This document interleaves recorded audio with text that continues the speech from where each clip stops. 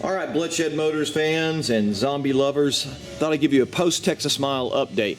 So as you've seen from the other videos, and if you've been keeping up with us, we put in the new battery packs and got everything ready for the Texas Mile. Went there. We're only able to make it for one day because we were literally working around the clock right up until the moment that we went to run the car.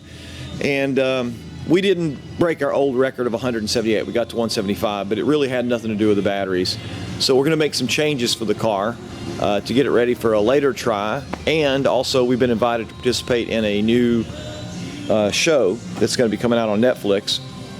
And in that episode of the show that we're going to be participating in, they'd like us to bring the car to California and race a Tesla P90D. So we decided that we're going to correct some of the other problems. So as you can see here, the motors have been pulled from the car. So this is what the Zombie looks like with the heart ripped out.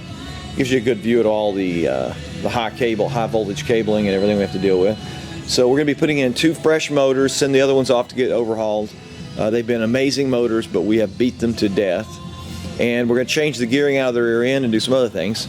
This is the new motors. This is what they look like, hanging from the cherry picker. I've coupled them together and getting ready to put them back in the car since I put the other motor mounting brackets around. So each motor is actually cradled with 3 gigantic 1/2-inch bolts holding the motors, and then the motors get bolted down into the engine bay on the motor mount points. These are the old motors. Looking a little tired, a little worn out. They've been definitely abused and misused, but now that we have enough battery that we think that at launch we're putting out probably over 1,100 horsepower and over 2,000 foot-pounds of torque, we decided let's just go ahead and get the motors as strong as we can get them. This is what a 3-link racing rear end looks like with a Watts bar for street driving. We're going to be changing the Strange Pro ring and pinion out. Right now we're running a 2.47 to give us the ultimate top speed possible. We're probably going to drop a 3.0 in there to give us back a little bit more out of the whole launch capabilities if we're going to be doing the quarter mile. And let's see, there was one other thing. Oh yeah, this is part of the drivetrain made up of gear vendors. This is 2 gear vendor multi-units coupled together.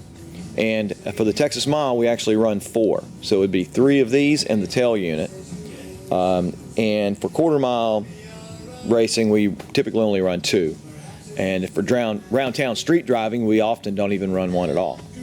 So that's a little peep of what's going on at Bloodshed Motors with the Zombie 222.